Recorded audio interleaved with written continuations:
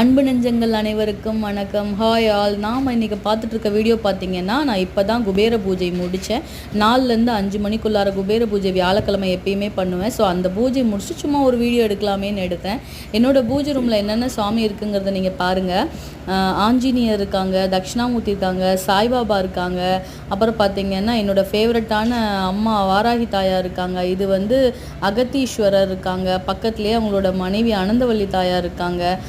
வேறு என்னெல்லாம் வச்சுருக்கேன் பார்த்தீங்கன்னா, முருகர் இருக்கார். ஆல் டைம் ஃபேவரட் காட் என்னோடய ஃபேவரட் காட் அவர் ஸ்ரீனிவாச பெருமாள் தாயார் இருக்காங்க. இந்த சொம்பில் நான் தண்ணி வச்சுருக்கேன் இல்லையா, இவங்களை வந்து நான் குலதெய்வமாக வழிபட்டுருக்கேன்.